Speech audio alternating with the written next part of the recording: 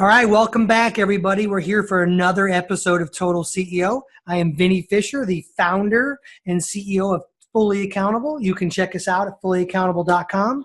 But I have a special guest on the line here today on our show, Aaron Walker. Welcome to the show, bud. Hey, Vinny. Thanks for having me on, buddy. I really appreciate it. Hey, so Aaron, we're talking to business owners, right? The show is always filled with people at different stages, anywhere from, somewhere in the depth of their startup all the way up to exploding it with their hair on fire and not sure if their wife will even consider them married right now. Right. So, and everything in between. Right. So before we dive into a bunch of that and help that community, why don't you tell us a little bit about yourself?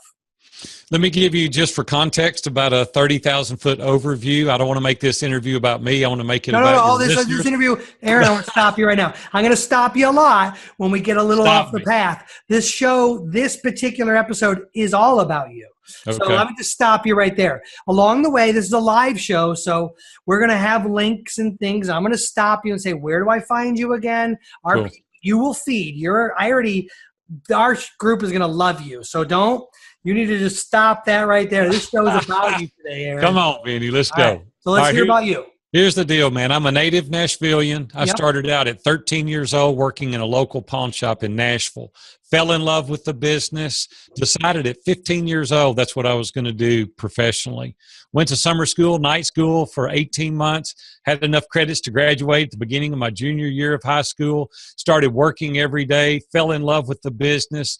I didn't have any money though, Vinny, so there was a problem. It's like I had none. Like we lived in a $6,500 house, nice. Which we later lost in bankruptcy because my dad was not a good businessman. Great man, just not a good businessman. They went in $1, came out a nickel. There you go, exactly. So what I had to do is find some money. So I found a couple of guys in Nashville. They own the 21st largest insurance agency in the country at the time. This was in the 70s. And I went to them and said, listen, why don't we take your money and my experience and open a pawn shop? And they started laughing. They said, how old are you? And I said, I'm 18. He said, how much experience could you have at 18? I said, 5 years. I've been here. I know this business and we can do it. Make a long story short, they agreed to do it. They said, we're going to go to the bank, sign a note, and you're going to be on the note. And I said, hold on, time out right here. I've never signed a note. I don't know what you're talking about. They said, we've got the money to give you, but we want you on the hook. So we're going to go to the bank, sign the note. And I'm like, okay, let's sign it. I got nothing to lose. I got nothing they can come and get. So let's do it. 2 weeks out of high school, I married Robin, my wife now of 37 years. I said, Robin, we can't screw this up. We cannot mess it up. We may never get this chance again. So we worked really, really hard, Vinny, in this business. Instead of taking the 10 years to pay the $150,000 off, we did it in 3 years. Nice. We poured all the money back in. So now we're. And so your core starting business was a pawn shop. Yep. And then how long did you have that? Yeah, well, over a period of 27 years. So wow. In and out. So you were like the Nashville pawn king. I was. You were the pawn star of the Music City of capital. Nashville, Tennessee. I wish I'd have thought of that show. I could have made a lot more money a lot faster. But anyway. Hey, so what are you doing now? So now I'm a life coach and business coach. We've owned 12 businesses. We sold the business at 27 years old to a Fortune 500. Nice. We had 4 stores at the time. I retired for 18 months, got fat and lazy. My wife said it's time to go back to work. I bought the pawn shop I started with, right, when I was 13. We grew it 4 times the size it was. And this is post-retirement? Yeah. After I was 27, I went back and bought the pawn shop I started with. I got bored, fat, and lazy. There was no reason for me to get up. I didn't have any purpose. Yeah. What was I going to get up for? What was I going to do? So I was taking naps in the middle of the day. Robin woke me up. She goes, you can only watch The Price is Right so many times. This is not what I signed up for. I tell everybody it was Andy Griffith. So I go back, do that for 10 years, work 3 days a week. My partner works the other 3 days. We did that for a decade. I'm headed to work August 1st, 2001. A guy named Enrique was crossing the street, 4-lane highway, to catch a city bus, didn't look my way. And I ran over and killed a pedestrian. And my life come to a screeching halt that day. I literally stopped. I don't know if you've ever been involved, Vinny, in a really bad, horrific accident of any kind, but your life literally slows down to like slow speed, slow motion. Well, I've never personally killed somebody, so I can't relate. I can sit here and provide I really can't even actually. You can't identify with it, I right? cannot. You've been there. So here's what happened. He lived 3 days in the Vanderbilt trauma unit here in Nashville, and they called me on a Saturday morning. They said, I'm sorry to be the bearer of bad news, but Enrique didn't make it. He was 77 years old. We found out later he just couldn't see good. He just didn't see me, and ran out in front of me. So I said, Robin, I've been working since I was 13. I'm 40 at the time, and I said, I'm done. I'm selling out. So we sold the business, and I retired. Second time. Second time. All right. I'm done, and we traveled for the next 5 years. We went everywhere. I built a new house, kind of had a change of environment, a little change of pace, and I had to pray for God's grace, because you don't get over that stuff. God gives you the grace to learn to deal with it, and that's what he did for me. But it took about 5 years of counseling and working through it. So Robin wakes me up from a nap for the second time, says you're getting fat and lazy again, time to go back to work. So I entered into an agreement with the guy that had built my house, built a beautiful new home. So I loved your work. Why don't we take your experience and my money and resources and grow this business? He agreed, and we took it to #1 general contractor in Middle Tennessee 3 consecutive years. Beautiful business. I turned 50 about 6 years later, and I said, I'm done this time forever. Robin said, I've retired more than the law allows. So I retired. A couple of my buddies said, what are you going to do now? And they said, you've tried this twice before. It didn't work out well for you. What are you going to do? And I said, nothing. I'm going to retire. I'm going to fish and hunt. And they said, you're not going to do that. My buddy Dan Miller, 48 Days to the Work You Love, he looked at me and he said, you won't last 90 days. Well, Dave Ramsey is one of the mastermind participants, and I've been in, Dave and I've been friends since 1995. I was his second sponsor. He was on one radio station. He gave me advertising to try him, and I spent the next 21 years as his sponsor and advertiser on his show. So he and I are pretty thick. And he said, why don't you come do Entree Leadership Mastery Series?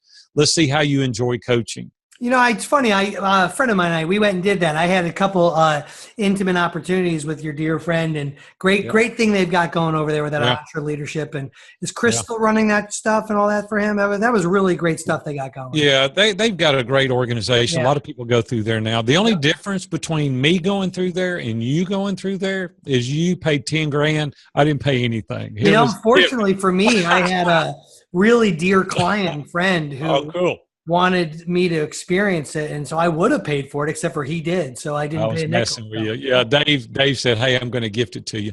Well, here's the thing, Vinny. I loved it. It was like amazing, and so I went and did Innovate with Dan Miller, and Dan is a friend of mine for 20 years also. He texted me on the way home. We all live here in Nashville, not too far apart. And he said, Aaron, the people at your table were leaning in, listening to your stories. Nice. He said, you've got all this business experience. You and Robin have got a hugely successful marriage. Why don't you coach? So I started coaching, started getting on podcasts. My business blew up. And now, like I said, we have national and international clients. 8 mastermind groups I facilitate on a weekly basis. I'm having the time of my life. So there's 38 years, man, in 5 minutes. So the view from the top is kind of the whole organization? Yeah, View from the Top is the name of the parent company, and we have what's called Iron Sharpens Iron. Just as one man sharpens another, right? As iron sharpens iron. Amen. And that's what we do in the mastermind. All right, cool. So if people wanted to find you, they just go to viewfromthetop.com? Correct. And if they wanted to learn more about your mastermind groups and all that good stuff, they can find that there? It's all there. All right, cool. So tell me, what is...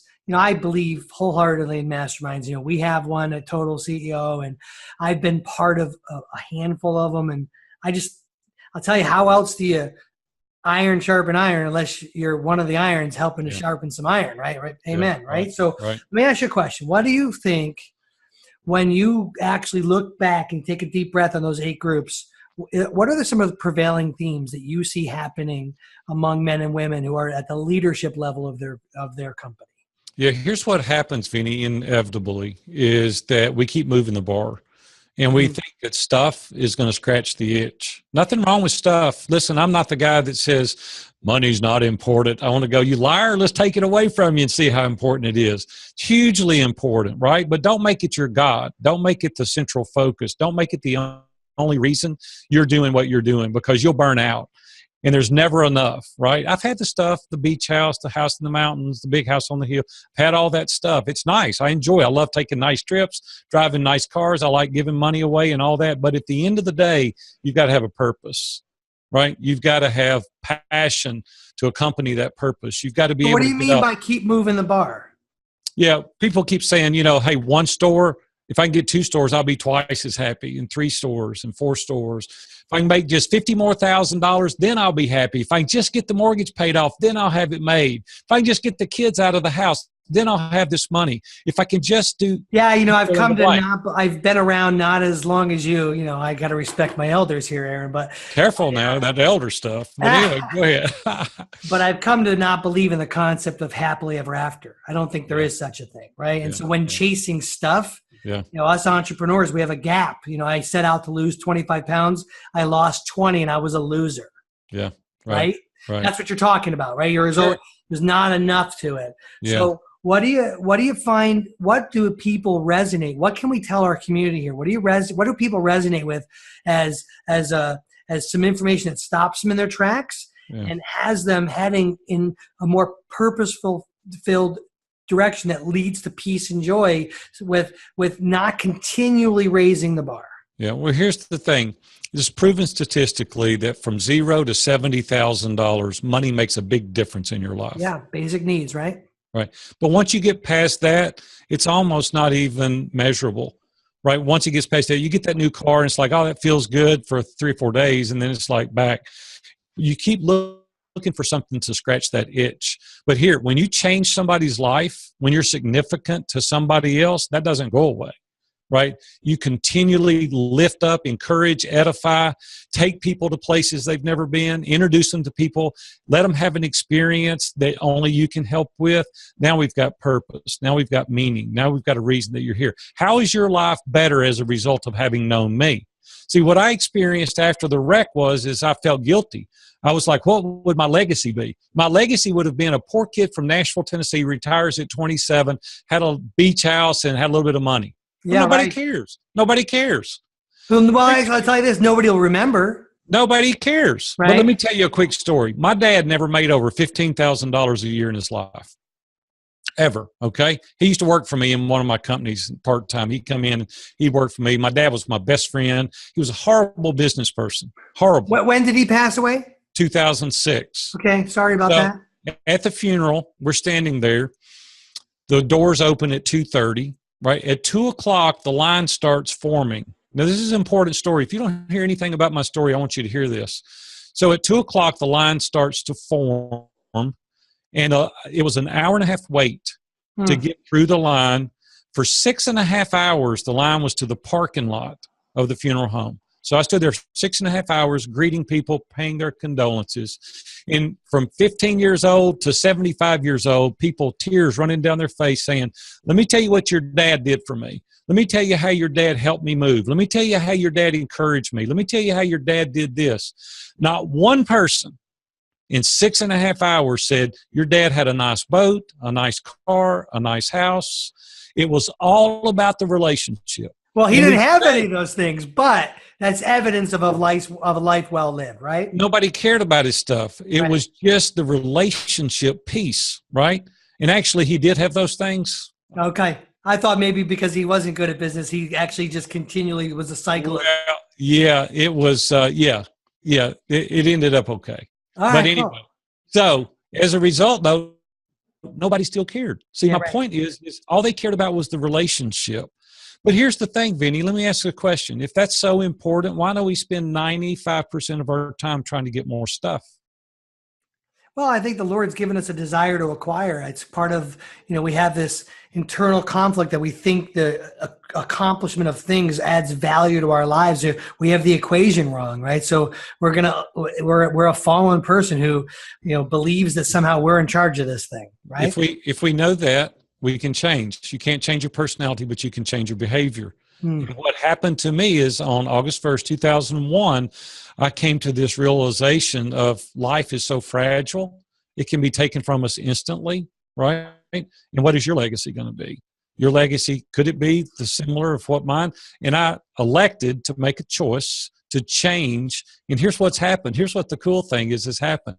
Yeah. As a result of being more significant to people, we spend 20 to 25% of our time doing endorsements, reaching out, encouraging, making introductions, helping other people. I promote people all the time that I believe in that have done nothing for me. And I'm twice as successful financially now as I've ever been. Yeah, I love it. I love it. Right? You know, I love that. I mean, I think if you go first, right? One of my core philosophies is to go first. You know, in my world, I'm a trusted advisor. We teach trusted advisors. We do the whole thing. My whole premise to everybody is go first, right? You have to earn trust and you just go first, right? And I do that by serving people with no expectation in return. I love what advice you're giving there. That you have a business called Interview Valet. Tell me a little bit about that. Yeah, that's pretty cool. And it started by accident, quite honestly. 2.5 years ago, a person suggested that I start doing podcast interviews. And I wasn't even familiar with podcast interviews at the time. And they said, you need to get on. So fortunately, I was able to get on John Lee Dumas, Entrepreneur on Fire. Great. I was on that show. Good show. Yep. Yeah. I've been on it 4 times now. All right. He's invited me back. 2 people out of 1,800 interviews have been on there 4 times. Nice. He's put me at number 5 in his top 10. So it's really been good for our business. And we've remained in the top 10 now for 2 years. It was an amazing show. Well, that opened up all kinds of doors. I'm just shy of 400 interviews in 30 months now. And the return is amazing. The people that see these interviews is incredible. Well, we started perfecting the way to do these interviews. We now certify the guests. We do their landing pages. We do their lead magnets. We do their social media marketing. We give them the equipment to do a good interview that sounds good. Nice. We schedule the appointment. We send reminders. It's called a concierge white glove service. So we do everything for the person. All they got to do is show up and do the interview. Well, we've got some amazing people, authors. So how does somebody find you? If they wanted to just go to interviewvalet.com? That's it. All right, cool. Yeah, and check it out.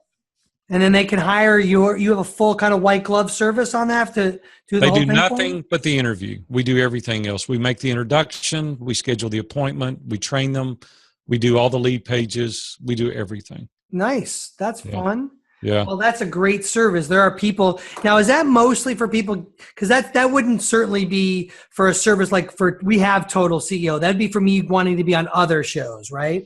Correct. It would be. Here's the thing, though. For podcast hosts, we provide guests for free to the host. We vet them. We train them. We schedule it. They don't have to do anything with the interview. It's free to you. Plus, we do an affiliate for podcast hosts. If you send me a guest and they sign up for my services, you get 10% affiliate in perpetuity. Cool. Love it. It's a way to monetize. So it's a win-win. Hopefully our for people, hopefully you and I like each other enough. I mean, why wouldn't you like someone as good looking as me? I know. You got hair. I don't even have hair. No. Well, hey, listen. So let me ask you a couple hard questions. What was the hardest part for you and Robin while you were dealing with the guilt of that death? Yeah, well, obviously the hardest part for me personally was is somebody's dad, is somebody's husband, somebody's grandfather. If I had been doing something that had caused that, I don't know that I would have gotten over it. And I even did a Facebook Live 2 weeks ago that challenged people not to use their devices while they're driving. And I even I see what you're saying. Back then, we weren't ingrained with the iPhone, but what you're saying is like, it just happened. Distraction. Had it been of gross negligence of yours that you think that maybe you wouldn't have been delivered from it? Is that what you're saying? Well, I'm just saying I don't know how I would have gotten over looking at my phone and texting, to Jet's Pizza, hey, I'm ordering a pizza, or to my kids, hey, you can go swimming, and run over and kill somebody because I'm distracted. So I would say this, just to throw out as a thing, it's the same, right? I mean, I think one is obviously behavior that is going to bring a lot more regret attached to it. But grieving and the process of working through it. I don't know if recovery, other than the other side of it, exists. It's the same, right? I mean, one's just going to be, going to have a longer journey attached to it. Well, if you ever get over it, if you cause it, right? Especially something you could have done without, right? So now I'm hearing you there. the phone in the console. How would you like, here's what I titled it, I'm sorry I killed your son. How would you like to have that conversation with somebody because you're distracted texting or on Facebook or doing something with your device and you're driving a car 70 miles an hour down the road? So you kill one of my grandkids, we got a real problem, right? Or I kill your son because I'm texting on the phone. And so the challenge was, you wouldn't believe, Vinny, the people that emailed me back or Facebook messaged me or said, I'm guilty. Yeah. You ride down the road and look now, I almost got hit head on this morning coming to work. Somebody's on their phone. They're in my lane on a 2-lane road back where I live. So it's epidemic. It really is. We're addicted to our phones. And we got to be careful. Totally agree with you. To answer your question, that was the hardest part, is like learning to accept the fact that it was an accident and get over it. And then you got to pick yourself up and move on, or you could lay there. And that's part of my book. I've got a new book out called View from the Top. And in the book, I talk about overcoming these kind of hurdles. And the title in the book is called Blindsided. Any of us can be blindsided at any moment, right? Yeah. Let's do some smart things that would prevent some of those things from happening. One of them is that. So the grieving process was the most difficult for Robin and I. It's just hard to get over those things. Yeah. And so, when you didn't ask for that, you didn't wake up that morning thinking, I'm going to destroy my life. Yeah. But so when you think back on how you guys, do you still deal with it now? Yeah, it comes, especially when people are crossing the street. Like it really, it's like you slow down a lot more, you pay attention a lot more, you're a lot more cautious. You pass these bicyclers, you pass kids riding in their driveway on their bicycles, and you pass people walking in the street or kids. Yeah, I do. I do. I don't know that it'll ever get over that. Where are you feeling the most fulfilled right now? Yeah, helping ordinary men become extraordinary. And we do that in our mastermind groups. We help men every day overcome all kind of addictions. We help men to double and triple their businesses. We help men be better husbands, better dads. We coach life in its entirety. So the reason I can teach you how to make money, right? I mean, we can make more money, but you can't have another family. You only get one go through, right? Hopefully. You can come home with a pocket full of money to a house full of strangers if you're not careful. Yep. And I don't want people being wealthy and not knowing their wife or not knowing their little girl's Sunday school teacher or not knowing anything about her ballet or not knowing anything about baseball practice, right? You made a lot of money. Well, who cares, right? Nobody cares. Those kids have a memory. Your office doesn't. And so I just really teach people how to put the big rocks in first, how to prioritize your priorities. Cool. What's next? So you got all these things going. What do you see as the next turn? Yeah, the next thing that's going to go on is we're going to continue to grow Iron Sharpens Iron. We have facilitators now that we're bringing on that have been under my leadership and direction for a number of years. We're going to do revenue share with those guys. We're going to continue to grow the Iron Sharpens Iron under my leadership, under their direction on a weekly basis. And we're going to grow it from inside out. And so we have a very regimented theme. We have books we study, accountability tools we use. We have what's called Man in the Middle, where guys come in, we hyper-focus on you, and we solve your problems. We hold you accountable. Man, that sounds intense. Man in the Middle. Very, very. Yeah, that's very intense. Yeah, I tell people if they've got a thin backbone, don't apply because we get it done. I can tell. I don't think anybody's going to be confused by watching this program that you aren't an intense fella. I don't think I don't think you've been accused of being a sluggard, right? No, I tell people if you want to feel warm and fuzzy, go buy yourself a puppy, right? If you want to get it done, join Iron Sharpens Iron. You'll get it done. It's amazing what's happened. That's awesome. And so you keep saying men. Is most of your ministry men? 100%. We just deal with men. Nothing against women. Yeah. Men are the market because I can't talk to men like I need to if there's women present. Men deal with things women don't. Just like women deal with things men don't, and we get in there. Listen, the best thing I can do for women is to make your man a great husband and a great dad. Yeah, and good for you. And we do that. That's really amazing. What's a bit of a life significance, right? So your tagline is living a life of significance. And so that's the book you got coming out, right? That's the tagline of your book, this View from the Top, right? So sure. What bit of wisdom can we give some of our men today listening about this life of significance? You already said, do something or be purposeful. But I want to I always love on this show, I try to give one thing, if this person never watches you or me again, but they watch this show and the Lord led them to this show, what's one thing you want this guy to hear today? I want them to carve out 20% of their time for the benefit of others and not themselves. And you have to be very intentional to do that. We literally have spreadsheets to where we'll go through intentional and we'll send documents, we'll help, we'll intentionally call people, we'll do emails, we'll do video endorsements. I'll get on, and people I believe in for months and even years, I'll promote them. No expectations, don't ask for anything. And as a result of that, people have learned that you're a giver and not a taker. Yeah. And they want to help you. It's just the natural reciprocity that comes back. But we have it backwards, Vinny. What we do is we spend 99% of our time looking for the benefit of ourselves rather than others. And then nobody wants to be around you. Nobody wants to help you. Nobody wants to introduce you. Maybe that's the problem I'm having, Aaron. Maybe I need to focus outward more on other people. You do. You do. Because the natural reciprocity, everybody then wants to help you. We can't even answer all the emails that we get of the introductions that people, because we spend 20-25% of our time for the benefit of others. That's what significance is. Success is about yourself. Significance is about others. No, I'll tell you, that's about my favorite thing I've heard today. And so, I mean, I've heard some pretty good things today. What's the thing that you are needing to give the most attention? Not struggling, but where you need some more improvement. Yeah, I guess it would be to develop the systems and processes to put in place to scale iron sharpens iron. We have a great guy named Scott Beebe. He owns My Business on Purpose, and he's a mission, vision, values guy. He develops processes and systems, and we brought him on recently as a team member. He's on now. He's helping us get that. But there's a lot of underlying things that you have to do in order to do, because it's become a movement. Nice. It really has become a movement because people are understanding, they're seeing it, they're hearing it. Now, is that at ironsharpeniron.com? No, you go to viewfromthetop.com. Okay, so it's a sub entity inside of View from the Top. Okay. It is, right. And so what I'm saying is that we have to get all the systems in place in order for it to be, a national and international brand. Yeah. Okay. And so that'll be a ministry of men helping men.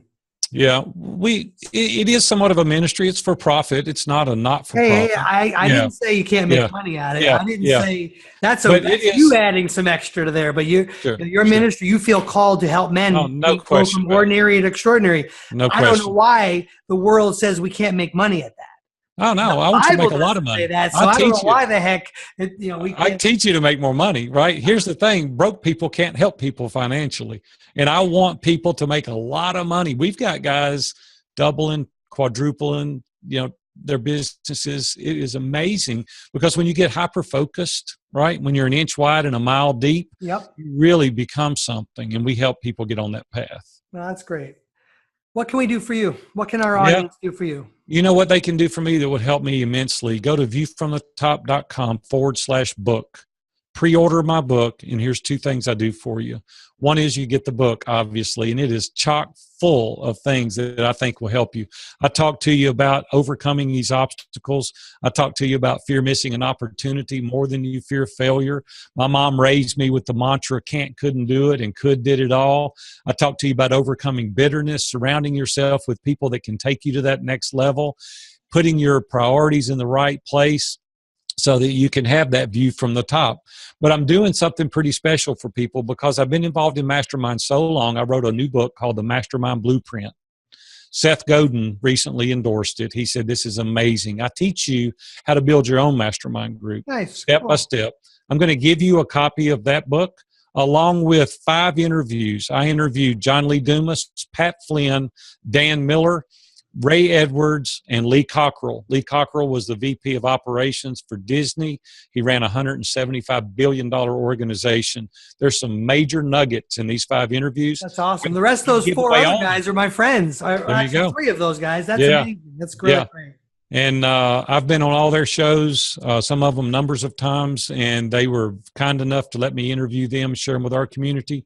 But if you'll go to viewfromthetop.com/book, pre-order the book, and you'll get all that other stuff.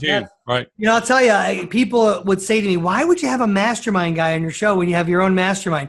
there are so many men that need help that I want everybody listening to hear me. If you all had an effective way to impact people and you are going to give value and you did this, I want thousands of these to be out there. And so I'm really excited, Aaron, that you're kind of showing people the way to do them properly. That's awesome.